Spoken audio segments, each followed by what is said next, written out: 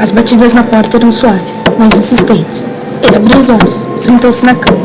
Emília? Você, Emília? Eu queria saber se o senhor já acordou. É que está chegando a hora. Hora do quê? Hora do casamento. Que casamento, Emília? Ela deu uma risadinha. O senhor já acordou mesmo? Acho que o senhor ainda está dormindo. É bom tomar um café, vou trazer o café. Ele encostou a cabeça no espaldar da cama. Hora do casamento? Mas que casamento? Hoje é quinta-feira, 12 de novembro. Então, quem é que se casa hoje? Não tenho nenhum casamento marcado para hoje. Vagou um olhar pelo quarto. Estava ficando muito velha. Coitada. Imagine, vir batendo na porta daquele jeito. Hora do casamento. Bocejou. Apertou os olhos e fixou-se no espelho oval que emergia das sombras como um peixe luminoso. Emília, casamento de quem?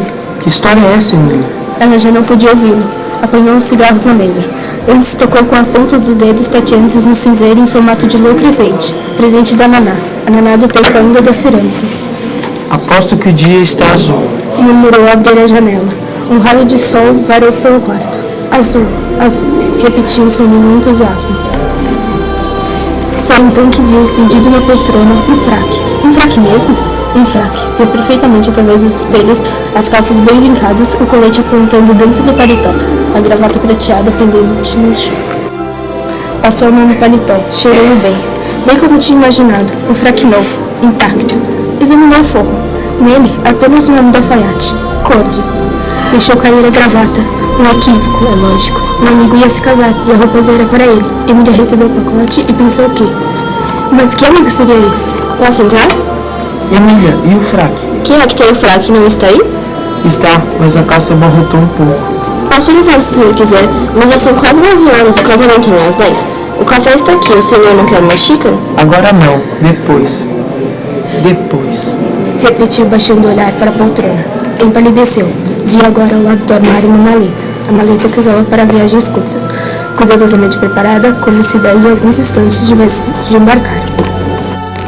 Tudo novo, tudo pronto para uma curta temporada na praia. A lua de mel ia ser na praia. E quem ia se casar era ele. Perdi a memória. Fechou as mãos e bateu com os pulsos fortes fechados no chão. Lembro tudo. Meu nome é Miguel, advogado, 40 anos, trabalho na Goldsmith e Pedro é meu chefe. São chatos, mas ganham bem. Minha mãe morreu há 3 anos e Naná é minha amante. Ela fazia cerâmica, mas agora faz estátuas. O filho menorzinho é o Dudu. Lembrava-se de tudo menos do casamento. Folheou um álbum com antigos retratos da família, caras amarelas e mortas, desconhecidas na maioria. No instantâneo tirado ao lado do trem, no meio de um grupo de amigos estava Dora.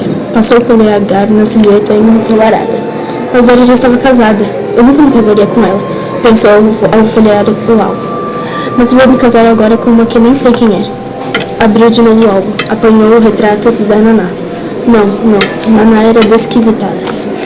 Rosana, viúva, mas por que Rosana? Não, impossível. Por que teria de ser ela? A Jo, e se fosse a Jo, um caso que se arrastara há 4 anos? E Cecília, casada pela 3ª vez? E Amanda das antigas cantadas? E Regina, mãe de 5 filhos? Bebeu café, encarou de novo.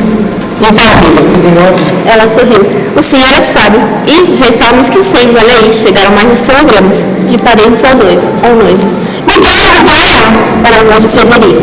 Mas Miguel, você disse assim, faltou só 10 minutos, amor de Deus. Como é que você faz desse jeito, descalça de pijama?